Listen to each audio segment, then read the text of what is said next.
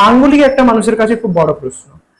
আমরা প্রায় শুনি এবং মাঙ্গলিককে ভয় করে মানুষ, সাধারণ মানুষ, যে কোনো মেয়ের বিয়ে হচ্ছে না তার মাঙ্গলিক দোষ আছে, কোনো ছেলের বিয়ে হচ্ছে না তার মাঙ্গলিক দোষ আছে। এই মাঙ্গলিক দোষ বা কালসর্প দোষটা কি?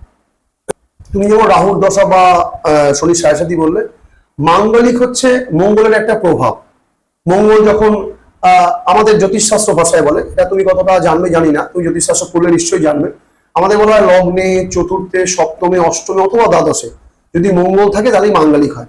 এবং সেক্ষেত্রে মাঙ্গলিক যে খারাপ হয় তা নয়, মাঙ্গলিকের প্রচুর ভালো প্রভাব আছে। আমার নিজেরও তো মাঙ্গলিক, কথা আমি তো কখনো মাঙ্গলিকের জন্য যজ্ঞ করাইনি বা মঙ্গলের জন্য যজ্ঞ আমাকে করতে হয়নি। মাঙ্গলিক খারাপ দিক, তুমি যে প্রথম দশার কথা বলে, এটাও সেমই ব্যাপার, যে ভালো দিক খারাপ দিক দুটোই আছে। মাঙ্গলিক হলেই যে সেটা খারাপ হবে তার কোনো মানে অশুভ একটা প্রভাব। হ্যাঁ, শুভ অথবা অশুভ। মাঙ্গলিক কম্পালসারি ভাবে লগ্নে, চতুর্থে, সপ্তমে এবং অষ্টমে এবং দ্বাদশে, এই কটা চারটে পাঁচটা জায়গায় যদি মঙ্গলের অবস্থান, তাকে মাঙ্গলিক যোগ হিসাবে আমরা চিহ্নিত করি।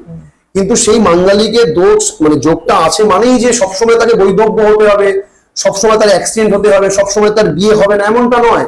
তার ভালোটাও তো হতে পারে।